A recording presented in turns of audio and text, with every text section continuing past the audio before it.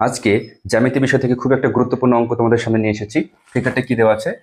AB এবং CD দুটো সরলরেখা, এটা দুটো সমান্তরাল সরলরেখা। প্রশ্ন বলেছে এবি সমান্তরাল সিডি, এবং এখানে পি কিউ আর যেটা অ্যাঙ্গেল দেওয়া আছে, সেই অ্যাঙ্গেলের কিউ এর মানটা কি বার করতে হবে।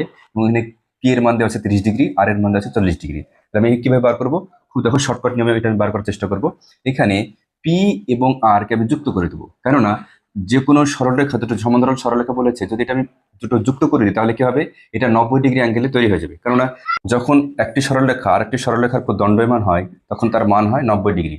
তাহলে সেক্ষেত্রে আমি এটা হেল্প নেওয়ার জন্য এটা আমি করলাম। তাহলে কি দেখতে পাচ্ছি, এটা যদি 90 ডিগ্রি হয় তাহলে এটা দুটো কোণ মিলে 90 ডিগ্রি হয়েছে। তাহলে এটা যদি 40 ডিগ্রি হয় তাহলে এই কোণটা কত হবে? আমি দেখতে পাচ্ছি অনায়াসে 50 ডিগ্রি।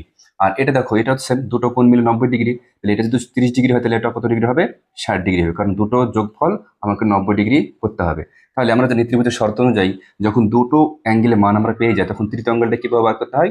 যে যেহেতু তিনটে কোণের সমষ্টি 180 ডিগ্রি, তাহলে 180 থেকে কি করব? এই দুটো যোগফলের বিয়োগ করব। মানে এই দুটো যোগফল করলে কত হবে? 50 60 যোগ করলে হবে 110 ডিগ্রি, এবং এটা বিয়োগ করলে কত হবে? 70 ডিগ্রি। তাহলে আমি পেয়ে গেলাম যে এই অ্যাঙ্গেলের মানটা কত বের হলো? এই অ্যাঙ্গেলের মানটা বের হলো আমার 70 ডিগ্রি। আশা করি তোমরা বুঝতে পারলে। এখানে জাস্ট এই কনসেপ্টটা কাজে লাগাতে হবে, যেহেতু একটা সমান্তরাল সরলরেখা এবং এই বিন্দুর সাথে এই বিন্দু যুক্ত করলে আমি একটা কি সমকোণ পেয়ে যাবো, এবং সেই সমকোণের সাহায্যে আমাকে অ্যাঙ্গেল দুটো বার করতে হবে। আশা করি বুঝতে পারছো, অঙ্কটা খুব ইজি। সমকোণের কনসেপ্টটা লাগালে অঙ্কটা আমার হয়ে গেল।